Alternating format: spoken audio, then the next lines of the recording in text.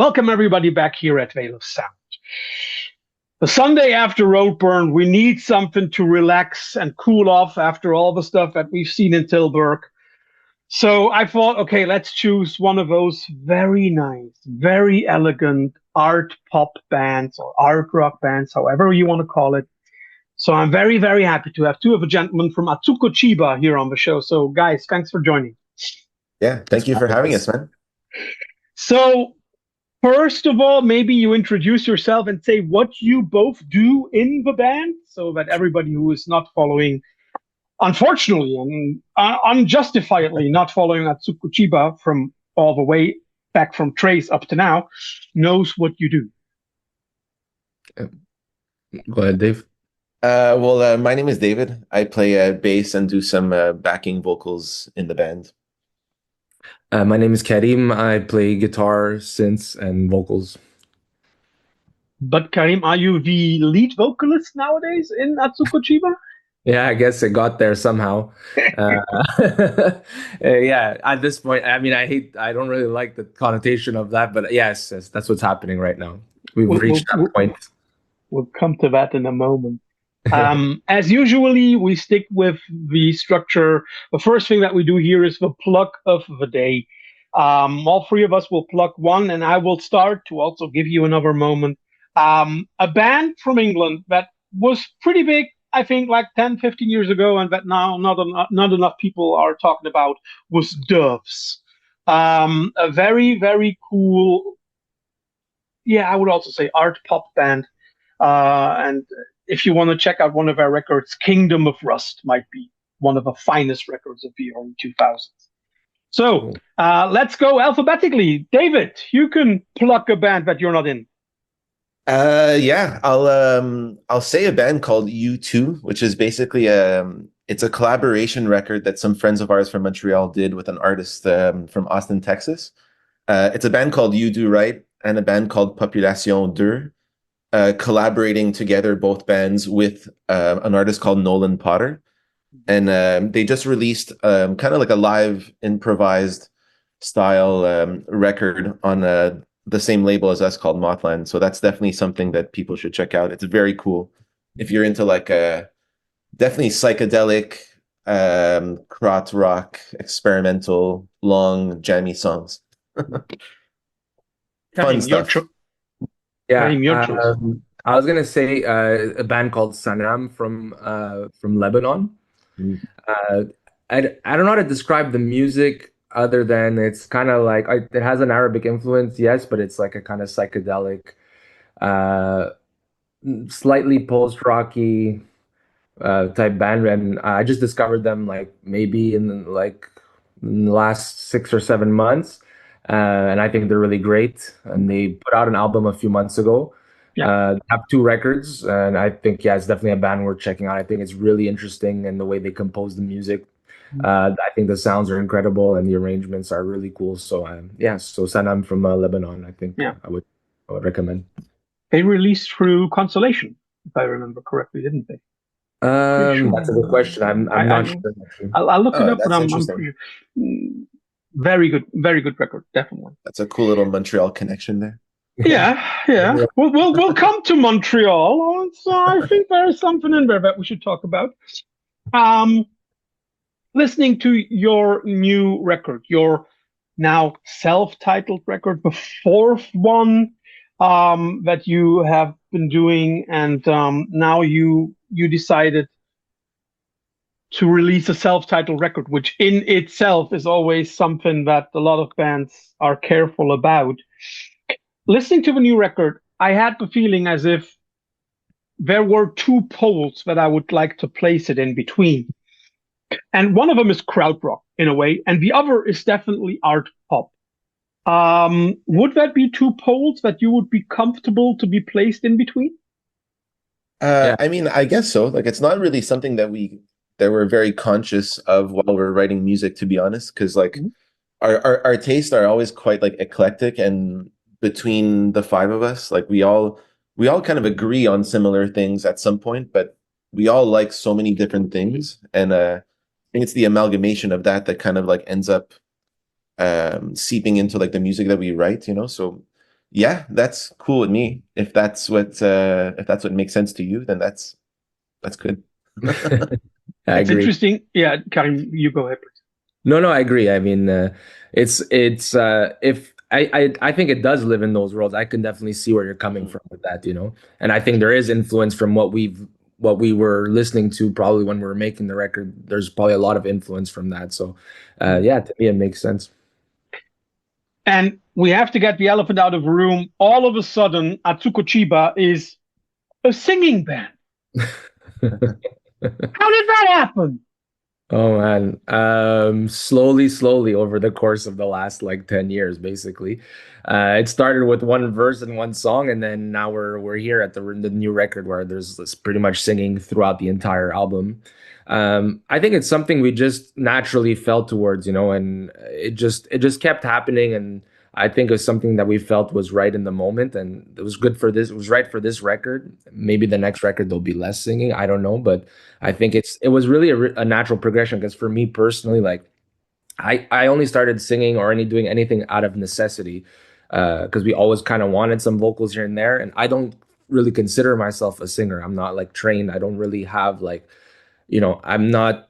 I've developed confidence over the years, but like that's what I was saying earlier, where I don't really like the whole lead singer type thing because I don't feel like that inside of myself. I still feel like because the way the band is, like we're all just equal parts of the band. And when you say lead singer, it always has this weird connotation to me in my mind. But yeah, it's just a natural progression of over time. And I think we like a lot of music, obviously, that has singing in it, and we're influenced by a lot of bands that have vocals. So yeah, I think it was just normal for us to go in that direction. Yeah, it's also the way that one should not think of the lead singer Karim, as if somebody who's I'm very sure not trying to stand up front and center, and taking all the attention. Mm.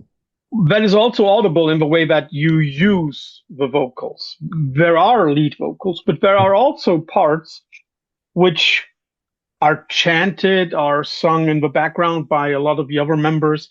And I'm not sure if you listened to it, but something that I connected it with was the early years and the early records by Elbow from the UK, where you have a lot Uh, of background and yeah. Is Very that interesting. something? I've always been curious about that band, and I've listened to like little things of theirs like over the years, but I never really found my way into it. So that's interesting that you mentioned it. Now it gives me extra motivation to dive back in. I've never heard them, so yeah, I'm definitely gonna Yeah, check it out for sure. I'm literally writing that down right now so I don't forget. Well, And it's yeah, funny because it's like you said, right? Like the vocals are it's a natural progression, but it's because it's what was right for the song. It's mhm, not Yeah, never because they have to be there. It's always because they should be there, or that's like the right piece for the song. mhm, And which means it's the same thing for any instrument that we add or any parts that we add. We're always trying our best and really trying hard. And that's why this record took a bit more time, is just to really make sure the things that are there are supposed to be there, not because we want them to be there. You know what, yeah. mhm, yeah. this distinction between that is important, I think. And that is also something that I noticed. It feels as if, in some ways, you also have been ripping away stuff or taking out stuff that you were known for. What was more difficult for you guys? Taking out stuff, ripping something, or cutting something, or adding? I mean, for me, it was definitely the removal, and I think like that was the the big challenge for all of us throughout the recording and the writing, especially of the record. Mhm, The like it's natural for us to kind of like do something that has maybe a lot of notes or lots of distortion or has like a very obvious crescendo, like a build up and a release type thing. And we were listening to a lot of music that is like that initially. So I think maybe that's kind of what fueled like that earlier sound of what we were doing. But mhm, I think just like what we were into and what we were able to express, because we've been playing together for a long time as well, right? So like we've been evolving as a unit together for a long time. So I think like we all kind of were moving in this direction where like the songs just were like begging for more vocals because like we wanted to write things that were a bit more maybe melodic and simple and yeah, just more in that vein, you know. Interesting that you say simple and melodic. Yeah, there is a lot of melody, but listening to it, I didn't have a feeling as if this is a band that is just doing 4/4s and filling them up. Yeah, I mean, it still got to a certain level of like, I guess, like complexity, Yeah. but because that's just Relative. how, yeah, exactly. Yeah. Yeah. It's basic. I mean, it's exactly like Dave said, and I think removing is always the hardest part. So we had a lot of mediation when we were writing the songs between all of us. Because like we were trying to write parts and they're like, okay, we could easily just like start crashing on some cymbals, throw on a distortion, we could really Yeah. build this up. And I think the challenge was like, how do we do this? Like, how do we get that feeling without doing that? So it took a lot of work on some of the songs. Not all of them, but some of them took a lot of work to get to that point. And just a lot of back and forth and mediation and like making sure we're finding the right stuff to or the right way to do certain things. Because we're fans of like, Can and Radiohead and stuff. And like they have this ability to become loud, like more intense without necessarily becoming louder, or, reverting to like distortions and stuff like that. And I'm not saying that's wrong, but that's just not what we wanted to do. We wanted to challenge ourselves to go beyond that. And also because we really like that kind of music, we find it's really interesting. And there's a lot of complexity in just doing that in itself, So I think that was like a driving factor. We had released like two songs, two singles, like Pope's Cocaine and Climax Therapy. And those were originally supposed to be on the record. But then as we were making the record, we quickly realized like it doesn't make sense. Like that is a version of us and that it still exists, that's still part of us. But this record is this other thing that we're discussing now, which is it has this complexity, but it's much more laid back and restrained. Something that you mentioned now already a few times is what the song needs or what the song demands. How difficult was that for you to, as a band? I think for a solo artist, that's much easier, but as a band, how difficult was that? Because I mean, like you are two out of a couple of people in the band, uh, and there will, of course, have been different notions of what a song demands. I mean, I think that's what kind of like ended up taking so long because like we're the type of band who minus like maybe like the initial ideas, which may potentially be brought in by like one particular person. Yeah. When we're writing on a song, we're all like all five of us are in the room together pretty much all the time from like beginning to the end of the song. So like that kind of like it slows things down, but then it also just the idea goes through the filter of all of us. So like in the end, what we end up with is like the perfect amalgamation of like all of our ideas. But that also in some ways like makes the process longer. But I think for this particular album where we were trying something that was like, at least for us, maybe, I don't know if people are going to perceive it that way, but for us, it was a big change in how we were doing things. It made more sense for all of us to be there to like kind of like just like help usher each other into their parts. Like I know for me, there was some songs in particular where I was having a very hard time knowing what to do because like it was just so simple where I was like, I can't, it has to be more than this one note, it has to be. But then it needs to be more progressive. yeah. And there's like a struggle there. Like it's hard to get over that sometimes, it could really take you over and then make you make the wrong decisions. But having the four other guys there in the room with you, all it takes is one other person to be like, no, that little thing you did just as a joke because you thought it was boring and funny. That's perfect, So it took those other people being in the room to influence that. Otherwise, who knows where the song may have ended up, Something that also, trying to talk about records is always difficult, but something that I found about the record was it is elaborated, but it's not elongated. It's not as if the songs try to be too long or longer than they need to be, with the exception of Locked in Array. We'll come to that. But, it's all somewhere between, I think, 4 and 6 minutes. And Was it also something that you were striving for, a somewhat shorter form? I think I think that kind of just happened naturally. I think we've been trending towards that in the last few years in terms of Mhm. like the way we're composing songs, and it comes back again to the same notion of like, what does this song need? How should it be? If a part needs to go on, it needs to go on. But we're kind of riding the feeling there, and if most of us feel like this is the right time, it's probably the right amount of time for this part to go on or this song to go on. So it wasn't necessarily it was definitely in our subconscious for sure.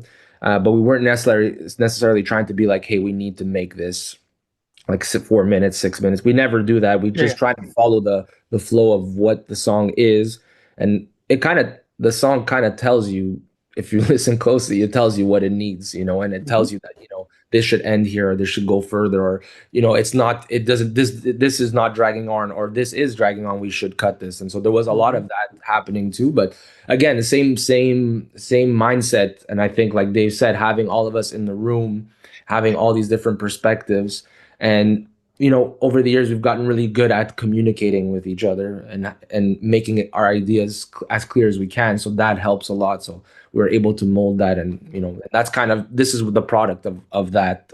This record is the product of that, basically. Yeah. Less fist fights and more communication. Yes, less yelling. Yes. Um, as I've already said, I think the record is really elegant, and something that totally supports that is your use of percussion and rhythm. There is a lot of like mathy stuff, some very funky things, sometimes even elements that are close to Afrobeat in a way. Um,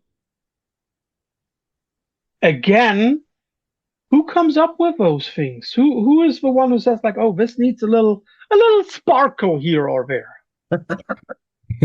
All of us, really, honestly. Yeah. It's really it from song to song. I'm sure one of us has mentioned, we could use a little bongo here, or we Mhm. can use like a tom here, or Mhm. shakers, and we're all really into that stuff, whether it is funk or Afro beat, or I think rhythm is a huge catalyst for us, and all of us in general. So Mhm. it's something we pay close attention to. Mhm. I guess it was a cool way to fill the spaces that we usually fill with more notes, is to fill it more rhythmically. Mhm. And I think a lot of the songs just called for it. I think it felt pretty natural to go for a lot of that stuff. So, but to answer your question, it really comes from everybody, to be honest. And It's we also interesting have that. like our own studio, and I find like that really helps a lot because we're Mhm. at like we're left to our own paces, and we've been like working like over the years to like set it up in such a way that we could just like plug up and try an idea really quickly. So our drummer Anthony, for example, for the percussion side of things, like he has like a setup in back of his drums, ready to be mic'd up to try these ideas quickly, and Mhm. so the ease of that like made trying ideas like that possible and seeing like, Mhm. hey, is this even going to work? Does this make sense? Like, and so having that ease like definitely helps a lot for sure. So do I get it that basically the beginning of each song is a recorded jam?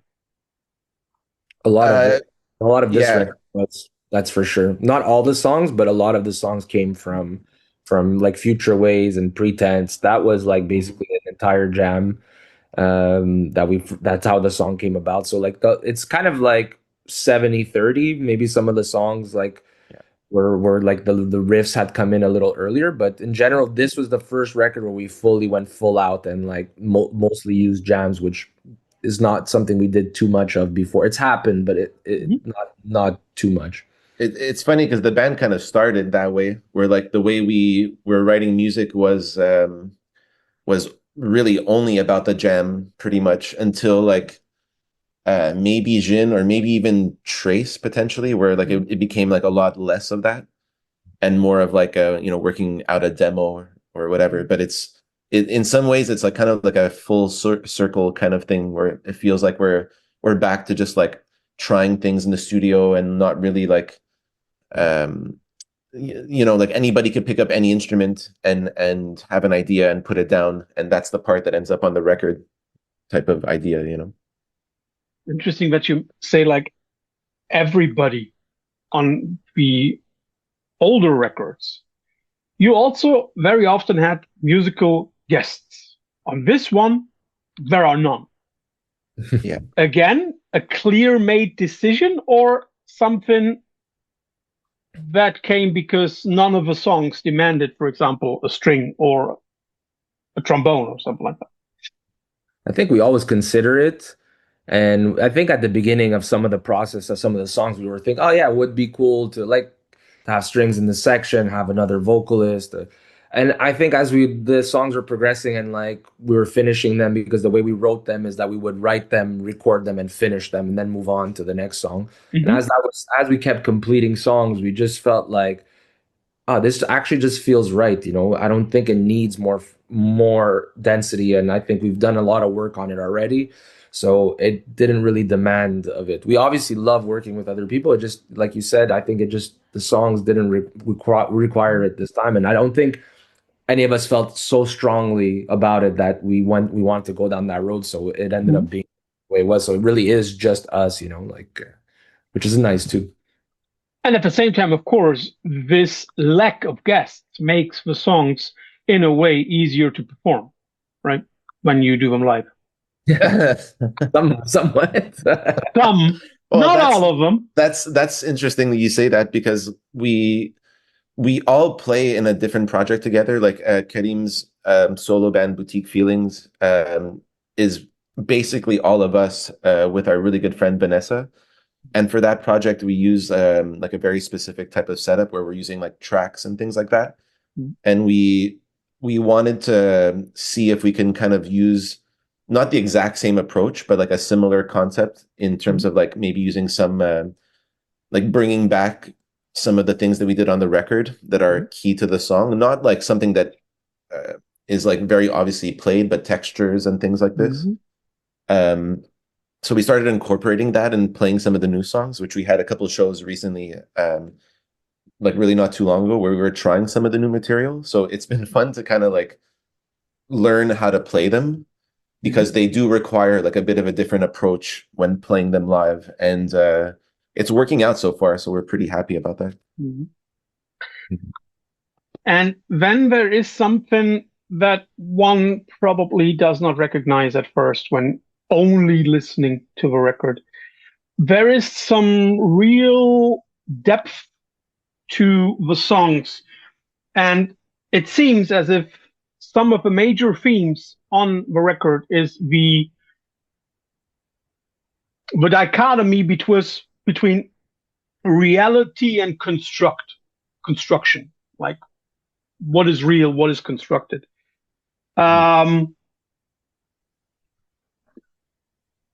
I'm very sure that the music comes first, and then at some point the lead singer or somebody else comes up with the lyrics. Did you very quickly see that is a topic on the record, reality versus construct?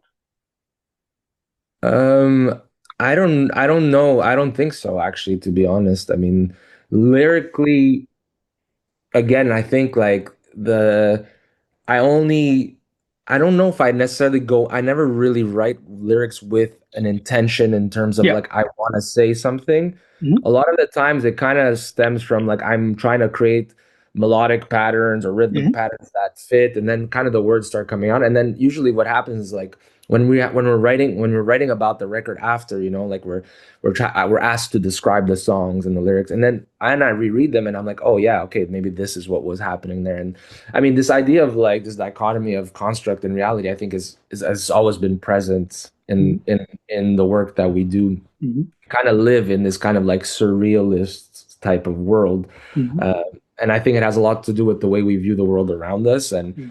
I think like this dichotomy of like creating this kind of surreal world is it's like a way of escaping for us too, but also describing the way we feel through the certain type of imagery. So Mhm. I can't say that it was something that was definitely that we knew as we were going, but I Mhm. think this album is the album lyrically, at least, that has like the most like short stories. I think like the way I look at the songs are all like short stories. The other stuff that I've written in the past sometimes is maybe more politically driven or socially driven, but like I think a lot of this record has a lot of like little stories in there, which was like a different approach, I think, to the way we wrote this time. That's also basically already an answer to my next question. Are we listening to a long narrative or single chapters? I think it's all part of the same world, but in my view, at least, it's different chapters of a book that takes place in the same world. But I think it's all different stories. Mm-hmm. And there is also something about this reality versus construct when we look at the record's artwork, Hmm. because the artwork based on a picture by Ari Magnuson, it basically is exactly that. We have this difference between, okay, what is real, the car, and what is constructed, the image in which it is standing. Um, I mean, like, you chose that cover. I'm sure. Yeah. Well, the thing with that image was that initially when we saw the photo of the original of the actual mural with a real car, Yeah. like that exact image, basically, that's what we wanted to use. Like we've never really done a record where we used a photograph before, minus like maybe like one of our singles or something like that. Yeah. We really wanted to use photography as the main media, I guess, like for the look of the record. And but we still wanted to find a way to work with Paper Noise, who's been the arts director of our records basically for the last like several years now, for the last 10 years really, since the Memory Empire. So like I think bringing that photo to them, we were expecting it to be pretty simple in terms of they were just going to help with the layout more than anything, but they came up with the idea from looking at the photograph to recreate it as a diorama and then take a photo of that. So the photo it's a direct play on like what's real and what's not, because if you look at it quickly, it looks like a real picture, which it is, but it's not a real car, it's not a real mural, it's not a it's kind of like it's a play on your visual cues. Okay. So the car that we see is not a real one. It's a little toy car that they painted, and the snow is I'm not sure what material they used, but they basically repainted the mural, and it's like basically like this big. It's not very large. It's just a recreation of that photo. Okay. But the thing that's also really interesting about this picture is that a couple of years ago, we took a band photo in like a little diner not too far from where we live, and that mural is basically next door to where that diner was. So when we were like deciding on what photograph to use and which direction to take, the connection between like, oh, we've actually already been there, seen this thing, been around it. I thought that was like an interesting moment when we realized that, and it just kind of solidified the idea of like, okay, we have to go with this picture. Yeah. I think it encapsulated the record in a way too, because like, so as you mentioned, like the record is self-titled, so like the idea of the record is that like we are kind of in a way like reinventing ourselves, and this is us, this is Atsuko Chiba, this is why we decided to call it Atsuko Chiba, this is who we are at this moment, but it's different. We're taking a step in a different direction here, and also the image encapsulates, because I think it's also a personal record, and I think the vision, it's a picture of Montreal, and I think it encapsulates Montreal in a certain way. You got the car, the snow, but you got the palm tree in the back. You have this dichotomy of the city that we live in, whether it's language, whether it's weather, so I think it encapsulated the vibe of what we were going for, and we really just wanted to represent where we're from, because for us it has a lot to do with the way we do things. So I think that part of it too was really interesting, how that came about in that way. It's interesting that you once again refer to Montreal, and most of people, when thinking about Montreal, they probably think of a few certain bands. They probably think of Constellation Records. Not a lot of people at first would probably associate Mothland with Montreal. But maybe you can shed some light on that. How important is that label for the Montreal scene? I mean, I think they're very important, to be honest. Like they represent like a slice of the of what's happening here that like is kind of, I guess, in some ways like underrepresented. And because we do live in a francophone province, and that could potentially sometimes like I don't know, it's just nice to see a label who's like not really worried about like language and not really worried about like what you sound like. Like they're very hands off in the sense where like they allow you to fully be yourselves as a band, and then they're just there to support. And I think like through their events and through the label itself, like working with people and then the network that they create, it's been amazing to work with them for sure. And they've already left like an imprint on the city. But there's plenty of people, very important people in the scene that are also contributing to like how special the scene is here. They're just like a new but important part of that for sure. Yeah, they do a lot. They work with a lot of bands, not only from Montreal but other parts of Canada. No, They work and then in the States, and they also work. They put on festivals. They do a lot of stuff. It might not be presented by Mothland, but a lot of the people that work at that label are involved in a lot of things, a lot of events musically that are happening in the city. So I think it's. I mean, I'm really proud to be on that label because they're very they're very honest, and Yeah. they don't, like Dave said, like in this way he said, like they don't care what you sound like. They obviously they care what you sound like in terms of like it does being, it fit or not? is it like a good thing, but they'll go on the fringes of every style of music, and they'll really just they'll promote that. And I think that's really interesting because they'll promote people that maybe don't get the time of day, and when they believe in something they really push it. And so I think, in my opinion, it's super important for the scene here, and they're very involved with other labels, other promoters, bands, and other events. So I think like this whole thing encapsulates them, and I think we're lucky to be working with them and to be a part of it.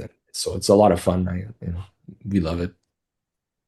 You mentioned that in some ways this new record is, of course, Atsuko Chiba, but it is in another way also some kind of reinvention of the band. Um, I'm very sure this is not where Atsuko Chiba will be in, let's say, 5 or 10 years. Um, but there is something that I think that the new record says about the band, and I have a feeling as if it showcases very much your inner internal need to explore. Is Yeah. that something that is nowadays at the core for you of Atsuko Chiba? Let's explore, let's see where we can take this.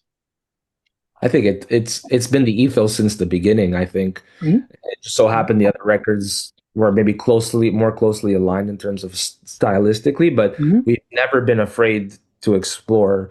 I mean, I think for us, if we're not doing that, then it doesn't become as interesting for us. If we don't push that boundary, if we don't look for other avenues or other ways to express ourselves or other ways to compose music or to write, or I think when that stops happening, then maybe this band is not the same band anymore. But I don't think that Yeah, will ever happen because I think we're always pushing forward towards that. And I think a big part of that is the relationship we have amongst each other, where we're very close friends. And so that like we're always showing each other music, we're always showing each other film or whatever it might be. So we're always pushing that envelope forward to explore and look at new avenues. And we've always been interested in finding new ways of writing music because we at least okay, I'll speak for myself, but I think everybody feels this way. I think every time you find a new way to start writing music, you end up writing different music. of course. Yeah. And that's what we're after. And I think through that it's always an honest pursuit, and so you come out with music that is that is honest, that is, so it'll always sound like us, but it won't, it might have a different pair of pants on or something like Mhm. that. That's kind of what I meant before about like just it feeling full circle in a sense, because like when we first started, we we had all known each other for a few years before this, and some of us like many years before. Like we've been friends for over 20 at this point.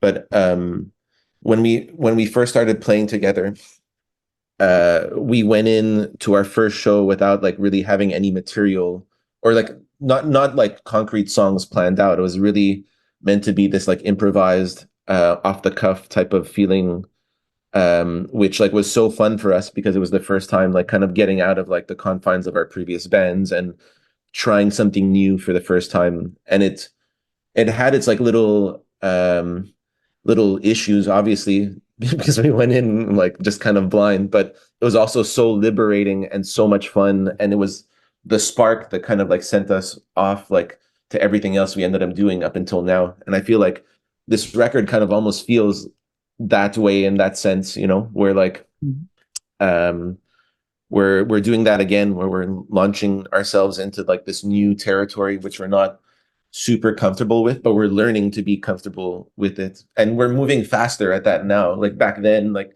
things maybe like progression may have taken longer, but now that been playing together for so long, that moment is a bit quicker, so you can implement things and try them in real time. And yeah, it's been fun just kind of trying to relearn the new songs, because it just, to me, it feels similar to how we were back then. Mm. Is that also one of the reasons why you are using a very, very unfrequently used word in your Bandcamp description? Because you say venturesomely. That's our very, very good friend Max, who is very, very eloquent. He's a great, great writer, and he's in charge of those things. Yeah. We do venture though. We're not scared of venturing. That's for sure. Yeah, but I mean, like, even being an English teacher, I've never heard that word before, and I was like, is that a neologism? Do I have to look that up? And I was That's like, hilarious. yeah. I can't wait to tell him. That's hilarious. Yeah. You've mentioned that you also try to explore new things and everything. There is something, and I'm not sure if I really understood that correctly. With that new record, you've all taken up production and engineering on the record? Yeah, I mean so basically like where we have our studio that we've been building up together. We've been building with a friend of ours, Matthew, who's the one who's mixed and recorded all our previous records. Mhm. And it just so happened, and as time went on, we just all got more comfortable with the studio. And he was also not able to be there as often, but also it's not really even that, it's the way we were working. So like I was saying before, we were writing, recording, and finishing music. So like Yeah. we weren't writing 5 songs at the same time and being like, like maybe that's maybe a more old school thing where you finish your songs, you go in the studio, you bang them out in like 2 weeks or whatever. Mhm. But this was a different process, and because of that process, well, we ended up engineering the entire record. And we were, it's fun because it's us, and we were able to explore and really try a bunch of different, whether it be miking techniques or different ways of like recording or stuff like that. I think it just happened so naturally. But by the time we were at the second or third song, we didn't even realize, but we were in fact engineering the entire record and recording it. Yeah. So that too was a very natural thing. But all of us kind of have a background more or less in recording, so it was not completely out of left field, but it was the first time that we've taken it on to the point of like putting it on a record. Like even the previous records, we were always kind of engineering also. Just like our buddy Matthew would be like the guy kind of like leading the sessions, but we were always kind of there, like learning his techniques and then implementing our own, and then it would cycle to where we got to now. Mhm. And when you wrote, recorded, finished those songs, is that also the order that we now have on the record? Not necessarily, although Retention was the first batch of songs. Like after Pope's Cocaine and Climax Therapy, the next one we wrote was Retention. So that's kind of like when we started. Maybe we didn't fully realize that, okay, Pope's Cocaine and Climax won't fit on this record because we just had the one song. But then once Retention was done, I don't remember what the second track was. Honestly, I only remember that we finished with Tar Sands. So, and I know that's not the last song on the record. So it didn't necessarily follow that progression, no. Yeah, no, definitely not. But it was like a very fun process. And there was a song that that we finished that didn't end up on the record as well, which is another like really cool, very different track to what we normally do. And maybe hopefully we release it one day. We're not really sure what to do with it yet, but it's in that world, like this kind of more slower, thought out type world. And then there is one track that really took me by surprise, because even on a very venturesome record like this, it stands out, and that is the last one, Locked and Array. Did you automatically, or did you know that this would be the last track? Because it's a very, very different track, and it's also in a way rounding off the whole thing very nicely. Was it clear? Locked and Array must be the last one? Well, I definitely remember hearing the initial idea for it for the first time. It was like a little soundbite that Karim had on his computer, like a little demo idea, and it was maybe, what was it, like a minute long or something like that. And I just remember and then we just multiply it by 8 or I just remember being so like touched by that chord progression that I knew we had to do something with it. And the idea of using an acoustic was like really interesting to me also. It's like, we've never really had an acoustic song. Then I think like once we started jamming it, like the song really expanded through jamming. That's for sure. Like, and I think it was in some ways the biggest exercise in restraint because of the way that the drums are played, the way the bass parts are constructed, the way everything is played really is just slowly and really spaced out. And I think like once it was finished, it kind of sounded like a natural ending. It's like such a nice, beautiful passage. Like, it just kind of made sense to us to do that. I don't know. I don't know if you have maybe like a bit more to elaborate on that, Kate, but No, I think it was pretty clear that we wanted to make that the last song. Like once it was done, I don't think anybody outright said it, but I think it was kind of like it does feel like pretty final in a lot of ways. So yeah, I mean, I think for me it seemed pretty obvious too. Yeah, and as I said, it really rounds it off very, very nicely, I think. And yeah, so that's why I thought like, okay, that probably or could have probably been clear from the end, but this would be the closing track. Gentlemen, and there is one more question that I have to ask before we come to the quickfire round at the end. Who is the anime nerd? None of us. But who then came up with Atsuko Chiba? Because I mean, like I looked it up. It's the honest child of 1,000 leaves. That's so basically Kev came up with the name. So going back to what Dave was saying, when we initially started the band, it was really just for fun. We got asked to play like an end of semester party or whatever, and they needed a name for the flyer. And Kev had just watched the movie Paprika, in which the main character was Atsuko Chiba, and we're like, yeah, that's cool. And because like the band was not supposed to be a band, it was just us, whatever, doing whatever. 15 years, whatever, close to 15 years later, we're here, and so the name stuck. So I don't think we haven't gone more deeply than that with it too, and we just kind of like the way it looks and sounds phonetically too. Yeah, definitely. Yeah, but as I said, I was surprised when I did my research that it has. I was sure it would have some kind of meaning, but that already sounds like the honest child of 1,000 leaves, and I was like, okay. Perfect. Well, I mean, I think like over the years, it took on meaning that wasn't initially there. That's for sure. Because like the name now, represents so much. It represents like our friendship. It represents, all of our extended, significant others and families. Like we're all kind of like a big unit together. So I feel like in some ways that name represents all of us now. Whereas before it started off as like, phonetically and. Even just the idea of Dr. Atsuko Chiba from the movie Paprika, like, being a dream doctor and everything, like that really resonated with us at the time, just like with the type of music we thought we wanted to play anyway. Like Kay was saying, it was such an early thing. We didn't really have like a plan. It was just to have fun. But yeah, it stuck. Yeah. And I'm like, Probably if you look at, I looked it up and I was like, okay, the first thing that comes is nowadays your band, and I think the second or third was for reference to Paprika. Oh, Gentlemen, first of all, thanks for all the insight into the new record, but yeah. nobody leaves a Veil of Sound interview without the quick fire round at the end.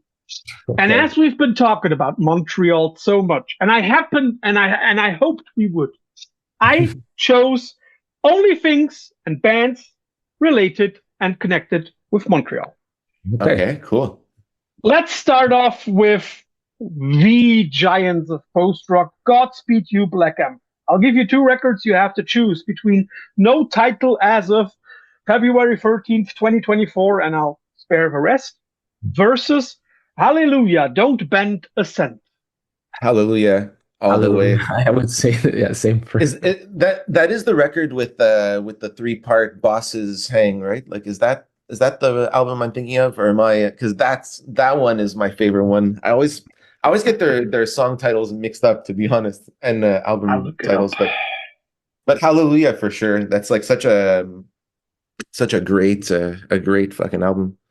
Yeah, I didn't want to give you Lift Your Fists because that would probably be the easy way out. But I felt like, okay, give them two more modern ones.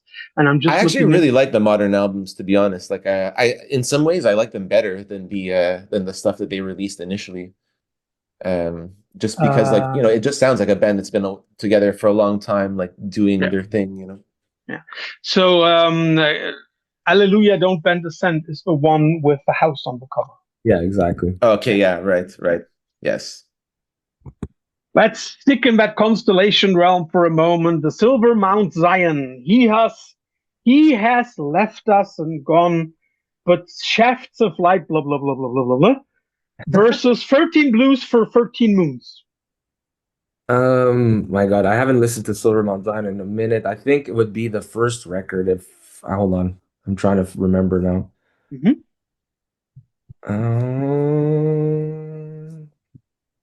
I think it would be He Has Left Us Alone. Yeah. Yeah. That was the one I heard initially, and I haven't really gone back too many times, but that was the one that caught my eye initially, my ear initially. David? I remember seeing them live a couple years ago, and that really blew me away. Like that band live was really interesting because it almost felt like Godspeed, but like with a more like punk, noisy type of attitude. And I saw them. It was in this church in Vermont, just south of the border, like in the States. And I'll always remember that show. It was so fucking cool. But I was never as into their records. I was more a Godspeed guy at the time. But yeah, but you still haven't made a choice. Oh, I mean, I'm gonna say the first record too, to be honest, for sure, because like that was the initial one that I heard and that I really, really enjoyed. But then, like I said, I'm a Godspeed boy. Yeah, I mean, like those guys aren't. That ensemble is unbeatable in a way. Right. A band that was really big also after the millennium, Stars. So I'll give you, for me, their two coolest records, Set Yourself on Fire versus In Our Bedroom After the War.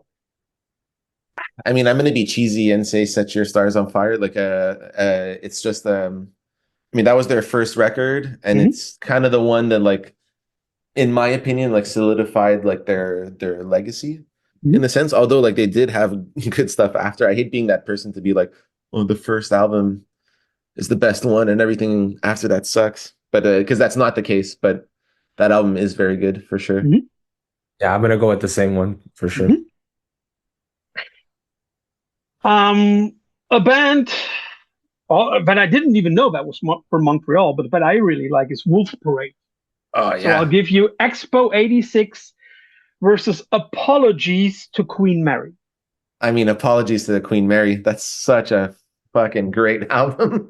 It's so good. I still listen to it all the time. I work in a restaurant, and I often just put it on in the background, to be honest. It's a great album.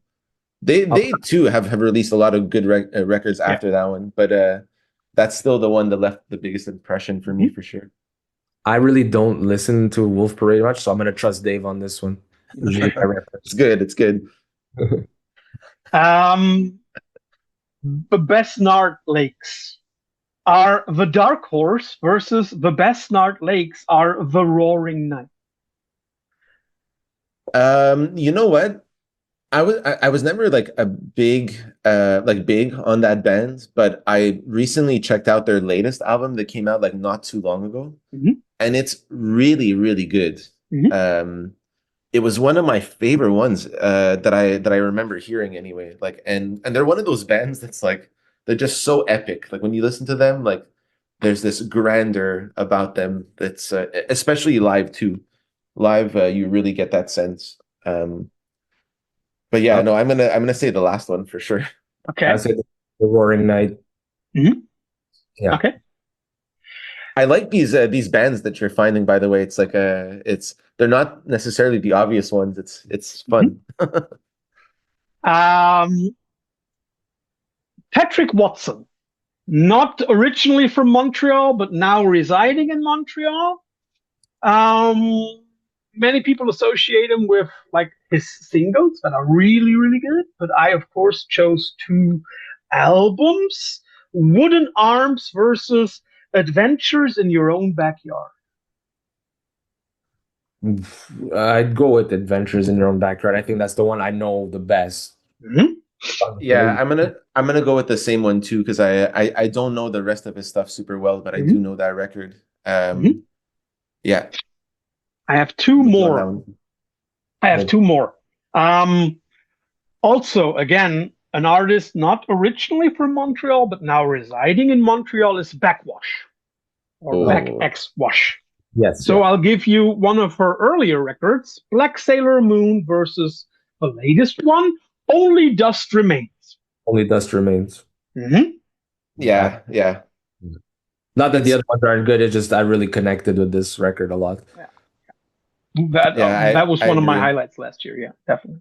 100%. Yeah, they're really great live too. Like there's so much, like that voice is so powerful, and you really feel it live. Like it cuts through any mix, and it's very powerful in show for sure.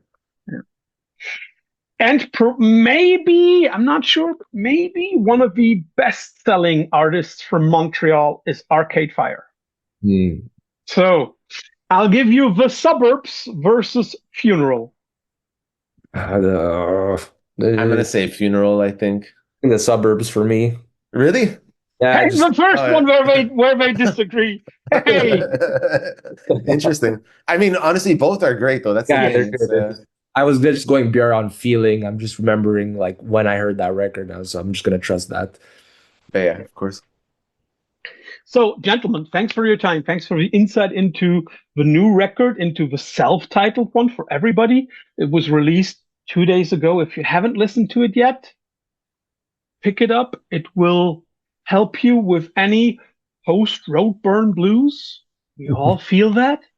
It will also make you smile in a lot of moments. And if you haven't checked out the earlier records, please do so as well. I don't know which one I would suggest first. You could also listen in unchronological order.